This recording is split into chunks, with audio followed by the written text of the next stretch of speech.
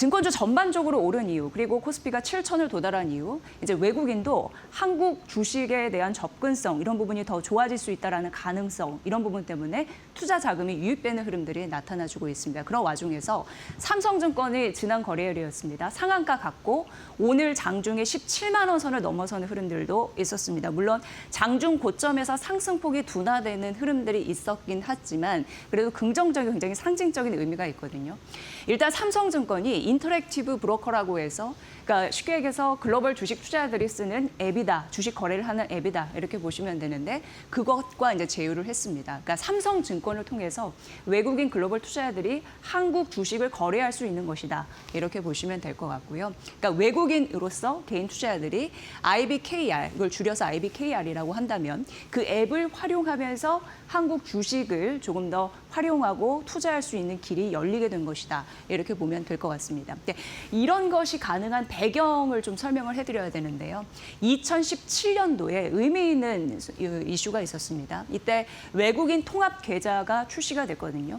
그리고 동일 계좌 한에서 금융투자업자가 앞으로 계좌 거래의 내역을 즉시 보고할 수 있는 의무 이런 부분을 제한을 없앴습니다. 폐지를 하면서 이게 2023년도였거든요. 그러니까 규제를 완화를 하면서 빗장을 풀어주면서 조금 더 완화된 분위기가 형성이 됐습니다. 해외 증권사 입장에서 그러니까 국내에 증권 업무를 하지 않더라도 국내 증권사 제휴가 가능한 그런 배경이 만들어졌거든요. 이런 흐름 속에서 외국인 투자 자금 유입에 대한 그런 촉매제 그런 역할을 할 가능성 굉장히 커진 그런 상황이고요. 그리고 앞서서 말씀드린 대로 오늘 삼성전자, SK하이닉스 사상 최고가 간 흐름들이 나타나주고 있는 상황인데 반도체를 중심으로 해서 시장 매력이 부각되는 흐름들이 현재 나타나주고 있는 상황입니다. 앞으로 증권주 오늘 추가적으로 추가 상승에 대한 탄력이 붙는 이유 좀 보셔야 되는데 사실 이제 하나증권 같은 경우에는 외국인 통합 계좌 서비스를 처음으로 개시를 했습니다. 이게 작년 8월이었습니다. 그리고 올해 2월 기준으로 해서 다양한 증권사에서 지금 외국인 통합 계좌 출시를 준비를 하고 있습니다. 이러한 일련의 흐름들 잘 보셔야 되는데 대표적으로 삼성, 유안타, 메리츠, 미래에셋, 신한, NH, KB증권 이런 부분에서 출시를 준비 중이다라는 흐름과 더불어서 좀 말씀드리고요. 다음 페이지 만나보면 오늘 의미 있게 한국투자증권에서 삼성증권에 대해서 유일하게 보고서를 냈거든요. 그런데 목표 주가를 15만 5천 원으로 상향 조정했습니다. 근데 장중에 17만 원 선까지 가면서 한국투자증권이 내세운 목표 주가를 훨씬 웃도는 흐름들은 나타나서 그 괴리감, 그런 부분은 좀 보셔야 될 것 같고요. 지금 한국투자증권에서는 삼성증권을 분석을 하면서 시장의 어떻게 보면 규모와 수익성에 대해서 아직 얘기하기는 시기상조일 수 있다, 불확실하다라는 얘기를 했습니다. 그러니까 수수료 이런 부분에 대해서는 굉장히 긍정적이지만 돈을 얼마 벌지는 아직까지는 논하기 어려운데 조금 더 봐야 된다라는 의견이었습니다. 여기서 보면 IBKR 평균 수수료가 2.7달러에 불과하거든요. 그렇기 때문에 기존 약정 대비해서 약정금 대비해서는 어떻게 보면 수익성이 일부 제한될 수 있습니다. 그럼에도 불구하고 긍정적으로 목표 주가를 올린 이유는 외국인 개인 거래 기존 10% 이런 부분 감안하고 앞으로 삼성증권 이런 시나리오가 잘 됐음을 반영해 봤을 때 이게 이제 시장 하나의 굉장히 상징적인 의미라고 말씀드렸는데 시장이 잘 개화가 된다면 브로커리지 수수료 반 5.5% 더 더해갈 수 있기 때문에 이게 굉장히 유의미한 결과를 가져다 줄 것이다라고 얘기를 했습니다.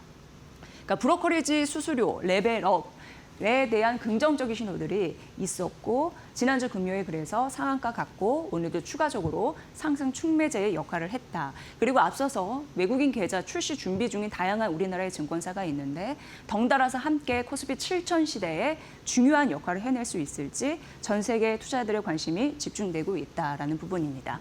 이제 외국인도 해외 직구 이런 부분 우리나라의 주식 직구 시대가 열린 그런 상황 앞으로도 관심 좀 많이 가져봐야 될 필요성이 있지 않나 이런 생각을 해보게 됩니다. 자, 그럼 앞으로 증권주가 추가적으로 상승할 수 있을지에 대한 여력을 좀 살펴봐야 되는데 염승한 LS증권 이사 연결해서 알아보도록 하겠습니다. 이사님 반갑습니다. 네, 이사님 잘 들리시나요? 네, 안녕하세요. 네, 반갑습니다. 자, 오늘 역사적인 코스피 7,300 넘는 날이 왔습니다. 그리고 오늘 전반적으로 증권주 상승하고 있고요. 이 중에서 삼성증권이 스포트라이트를 받고 있는데 어떻게 보셨습니까? 네, 지난 월요일도 이제 삼성증권이 거의 이제 상한가까지 갔었고, 지금 이제 오늘도 추가 급등하고 있는데, 이제 앞서 설명하신 대로, 이제 외국인 통합 계좌에 대한 이제 규제가 완화되면서, 이제 미국인 이제 어떻게 보면 개인 투자자가 직접 투자할 수 있는 시대가 열린 거죠. 그래서 과거에는 국내 증권사 계좌를 개설해야 되는데, 사실 이거 자체가 좀 되게 어렵고요. 그래서 이거를 이제 대행을 해주는 거죠.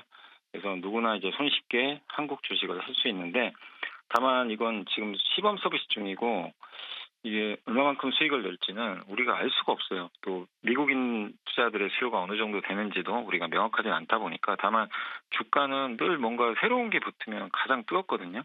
그러다 보니까 이제 이게 없는 시장이 열린 거잖아요.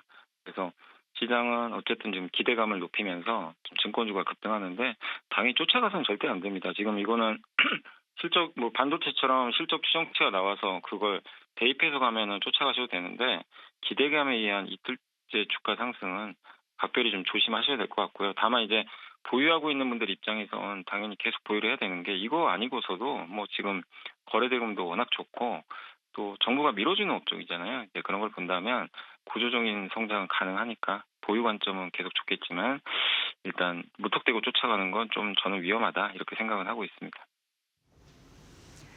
네, 코스피 7천 시대 추가적으로 증권주 상승 탄력에 대해서는 어떻게 보시는지 궁금한데요.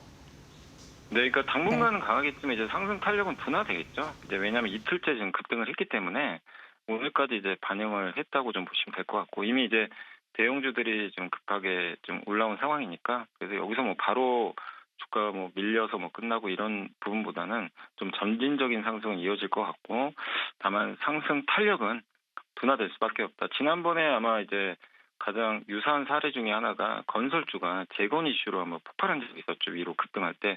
그때 한 2, 3일 정도 급등하고 그리고는 좀 한 1, 2주 정도 늘어지다가 이제 오히려 주가 밑으로 좀 급락하는 모습도 나왔던 것처럼 일단은 지금 당분간은 좀 강세는 이어지지만 상승 탄력 자체는 조금씩 둔화될 수 있다는 건 염두에 둬야 될 것 같습니다. 네, 꿈의 7,000피 시대가 왔습니다. 그런데 말씀해 주신 대로 너무 가파르게 오른 만큼 이 상승에 대한 추가적으로 상승할 수 있을까에 대한 의문도 가지시는데 그럼 5월 투자 승률을 올리기 위해서 어떤 전략으로 임해야 될지 전해 주십시오. 특히나 5월은 셀인 메이 전통적인 공식이 있는데 이를 깨고 싶네요. 마음으로선 어떻게 보십니까? 사실 세린메이는 거의 의미가 없는 것 같고요. 왜냐하면 이제 4월 달도 강했지만 5월도 좀 반도체가 이끌고 있기 때문에 사실은 주식을 파는 것보다는 계속 저는 가져가는 게 맞는 것 같고 다만 이제 옥석 가리기는 되게 잘하셔야 됩니다. 삼성전자 하이닉스가 이렇게 많이 올라도 여전히 전 세계에서 제일 싼 것 같고요. 아직까지는. 그래서 계속 반도체에는 좀 집중을 하셔야 되고 반도체 외의 업종들은 이제 반도체를 제외하면 코스피 PER이 지금 15배까지 올라왔다고 하더라고요. 그러니까 굉장히 비싸졌거든요. 그러니까 반도체가 만드는 약간 착시 효과도 좀 있어요. 그래서 여러분들이 좀 잘 나누셔서 5월달 장이 올라서 기분은 좋지만 매매하기는 되게 어려우실 거예요. 여기서 추격 매수할 수도 없고 그렇다고 팔단이 더 오를 것 같고. 그러니까 차라리 증시가 폭락해 있으면 되게 전략은 간단합니다. 그냥 사면 되거든요.